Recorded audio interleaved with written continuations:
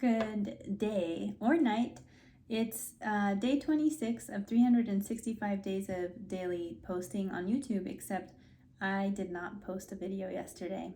So I broke my streak at day 25. I forgot. I actually remembered when it was kind of late at night. So I thought, okay, well, I could either do 2 videos in one day or just skip it. Anyways, perfection's not the purpose or the intention here, because there's no such thing as perfection. I wanted to talk to you today about Mr.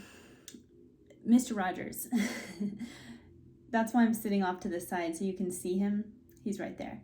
So I don't know why I got this thought last night, but I was thinking, I remembered someone, an article I think I read a long time ago that said Mr. Rogers, the message behind his show was harmful to the children who grew up listening to him, because it taught millennials that they don't have to do anything or be useful to society or productive in order to be enough. His message was, you are perfect just the way you are. You are enough just as you are. That was his message. And I don't remember the article. I don't remember much about the argument. I just remember that vaguely, that opinion and that point of view. And I just want to explain how I see Mr. Rogers, and that I strongly disagree with the idea that anything he said was wrong or harmful. Maybe how someone could interpret it could be wrong, like you don't have to be, a good person or something like that to be useful or perfect as you are. But even that, I think the interpretation is just really skewed if you're seeing it that way. So this is my opinion, but I'll tell you, I have Mr. Rogers up here all the time by my desk behind me. I grew up listening to his message, and I think a lot of my life was getting to the point where I truly believed his message and really felt it inside. But his message is saying that, how I see it, it's coming from a soul point of view, a spiritual perspective. It says that you as a soul are perfect. In essence, as we are perfection. Maybe, how at the beginning I said perfection doesn't exist. Well, it doesn't exist in the material world, but it does exist in the spiritual world. It exists in the universe. It exists in things that just are. Like how a flower grows is perfect. Even if the flower grows a little lopsided to the left, or even if the tree branches aren't symmetrical, everything in nature is perfect, and we are nature.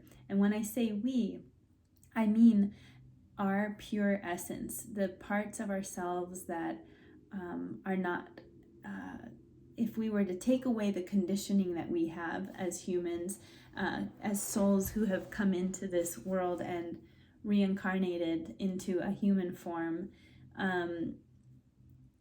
if we were to just take that pure essence, that is perfection. Just the way a tree is perfection, just the way a bird is perfection.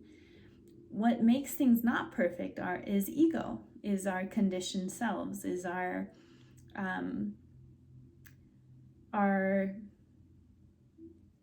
being severed from truth, being severed from God, source, spirit, universe, the divine. Once we forget that we are essence, then we become imperfect.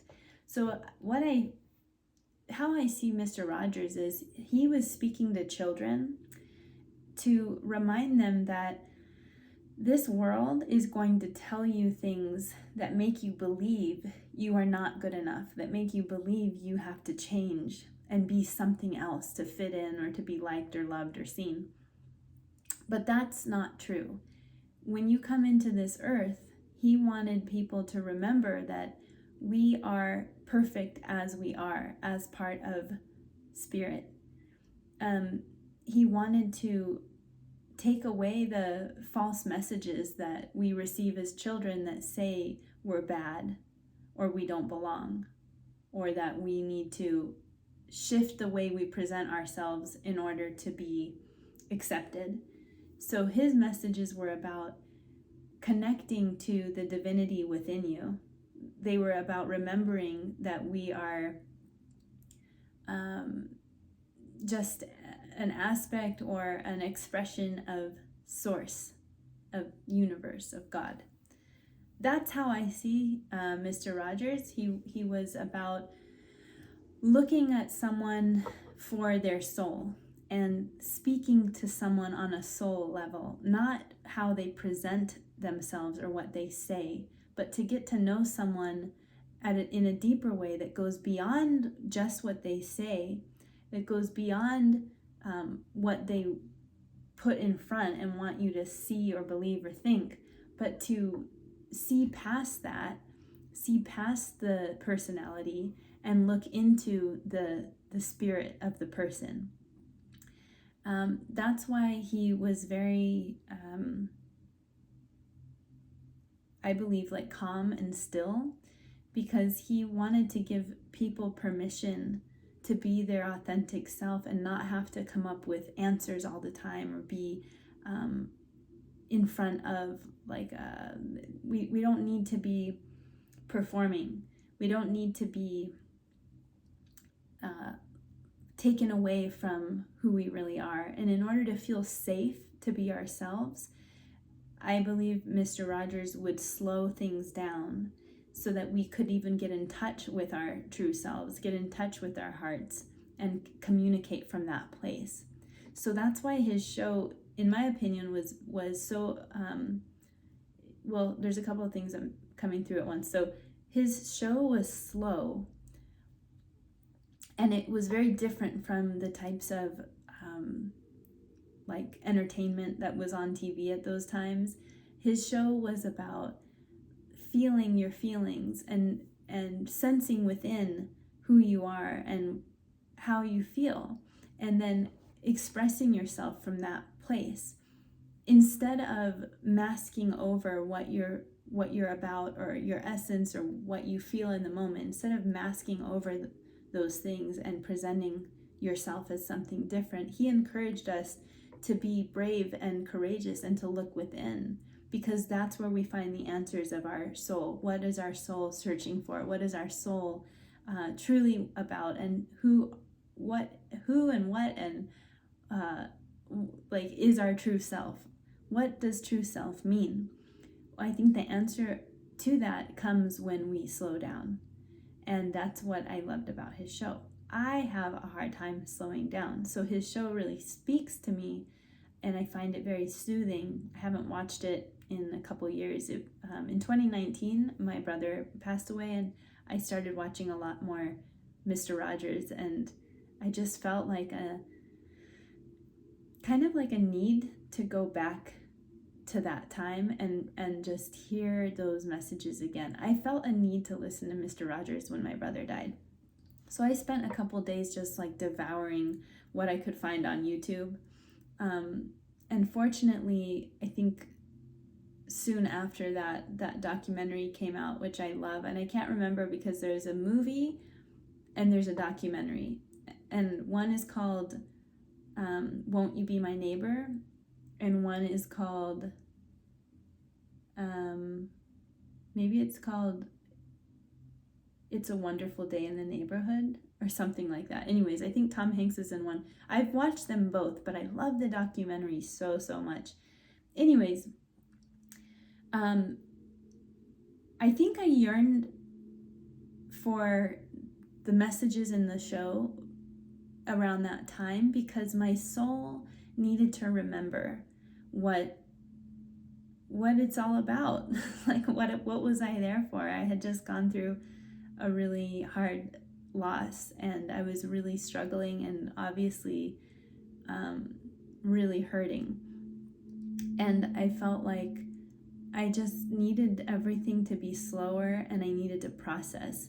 And Mr. Rogers had always helped me do that. I had always felt drawn and connected to the message in the show. I liked how slow it was. I remember when I was a kid, I loved how I loved also that we talked about death. I remember as a kid having lessons on death when his goldfish died. And I feel like that is such an important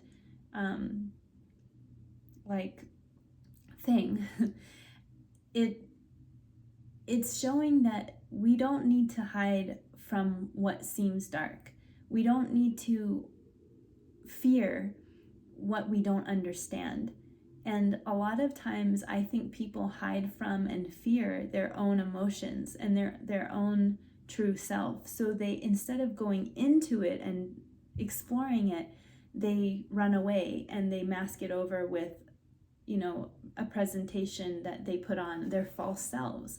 That's the ego, that's the personality, the false self, right? It's a shell that we wear to go about in the world, but it disconnects us from how and who we really are.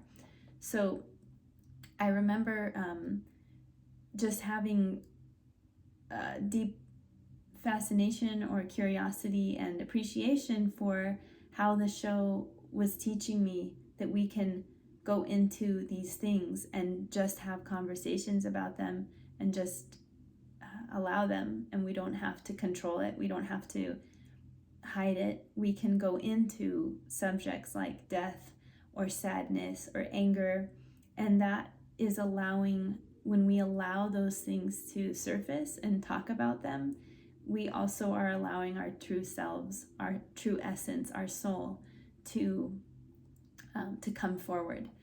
So when I was going through that hard time and processing the death of my brother, the show was just something that came to mind, and I started watching again. I think I had forgotten about that slower, softer way of living. And when my brother died, it kind of reminded me of those things and how important it is to just take time. Like, seriously, just take the time to slow down and reconnect. And in doing that, you find yourself. I know that sounds pretty cliche, but you find yourself. What does that mean? Yourself, in my mind, is like capital SELF.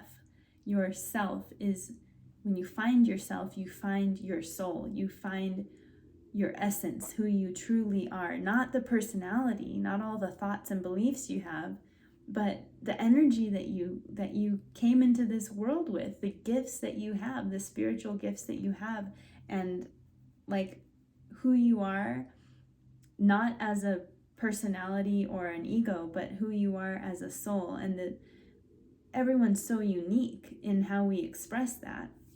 That's what makes it so fun, I think, to discover our true selves is fun, because then you see that, well, we're all the same, because we all come from the same place. We all come from source. We're all an expression of one source. All of this is one source. But how we express, how it shows up in this human form, and the unique twist on it is what makes it really interesting.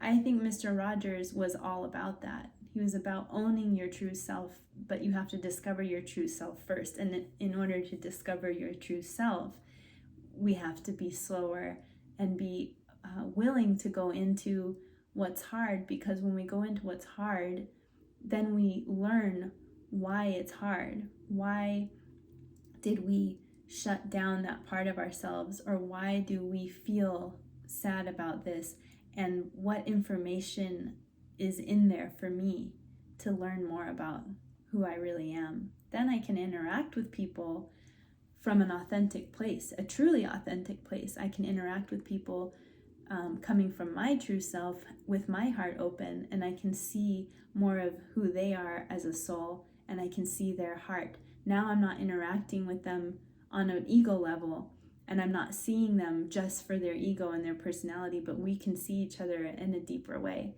I love that about Mr. Rogers. So if someone thinks that his message was like just I don't know how anyone could think his message is anything negative, honestly. I mean, it kind of sounds like if someone thought that his message was about kind of being lazy, like that's kind of what I remember from that article. It's like Mr. Rogers taught our kids that they don't have to do anything and that they'll be okay. Well, if you look at it from a materialistic point of view, then sure, I guess that could be damaging. Like, you need to make money, you need to survive in the world. You know, we have an exchange of money, so that's how we get certain needs met. Like, that's how we're going to get shelter, that's how we're going to get food, and that kind of thing. So you have to work to earn money. You should have some kind of like structure of like rules or rules or like standards sort of in life, like if you borrow something, return it better than you got it, that kind of stuff. Like, in a materialistic way, yes, we have to do things if we want to be functioning humans in society on this planet. But on a spiritual level, which I believe Mr. Rogers was coming from all the time, that was his true motivation, was to help people align to their true selves and remember the light within them. If we're coming from that perspective, no, you don't have to do anything. You are perfect. That's the only perfect thing, really. Its essence is perfect. Like a tree is perfect, a flower is perfect. And so that child has their essence within them, and he wanted to remind that child that what's inherent in you is perfect and enough.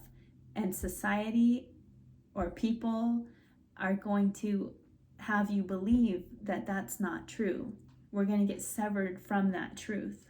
That's the whole point of life, is to return to the truth of our divinity. So I like that about Mr. Rogers. And that's half of why I have him here. He was a nurturing, very gentle, soft-spoken person who could see beyond what was presented right in front of him in the material 3D world. He could see beyond that.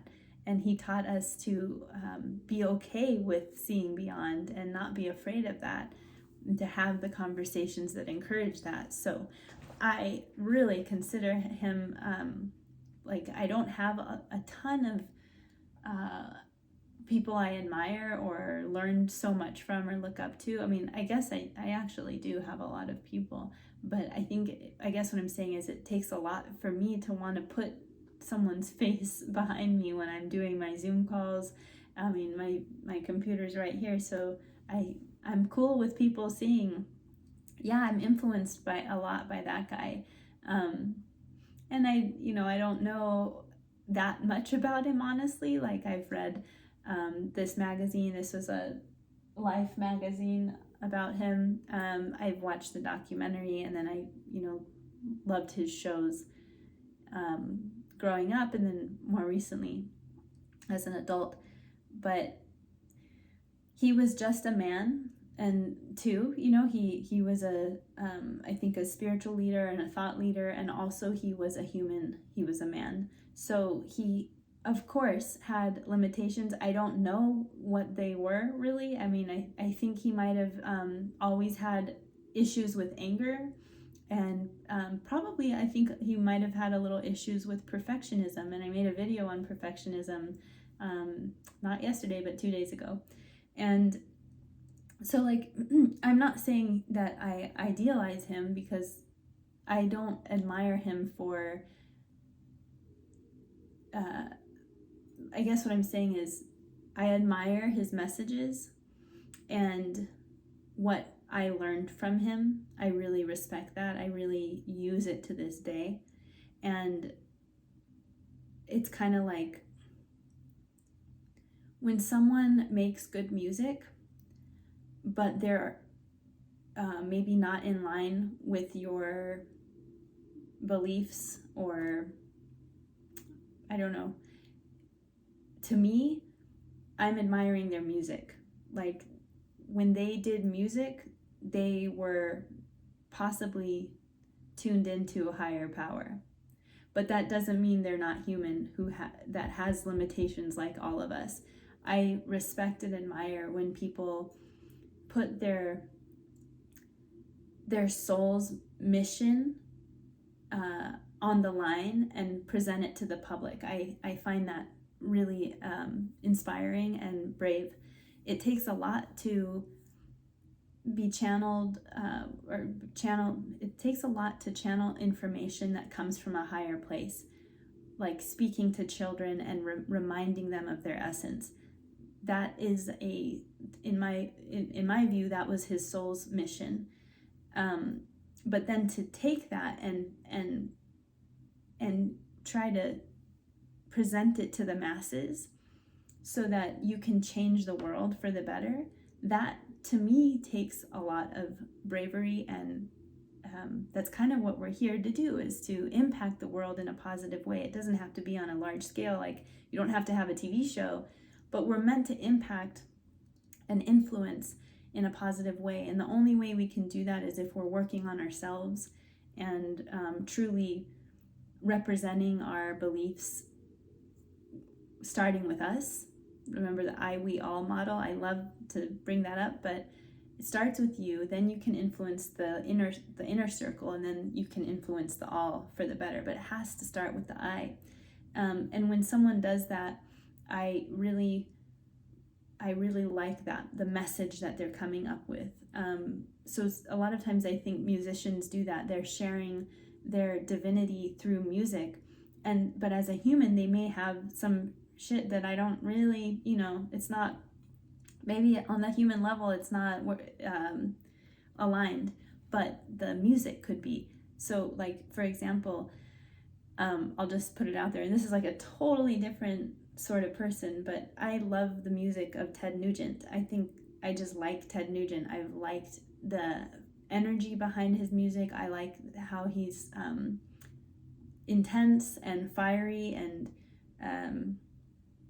out there and outrageous with a lot of his songs, his music, how he plays guitar, just everything. And then he also is super into hunting, and I don't like that.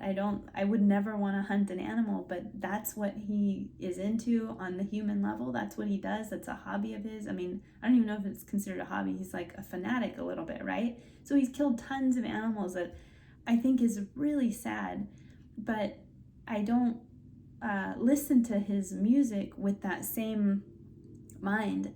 I think about, he's just an example, because I think that happens a lot with people when they're creating something and presenting it to the world. It can be coming from a much higher level of consciousness than how they live their everyday life.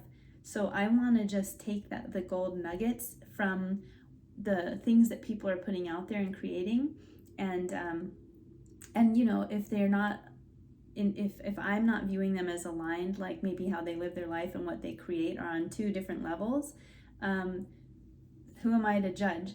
If they're aligned, that's even better. That's when you have like some true, I think, influencing leaders and people who can impact the world on a large scale and really create goodness.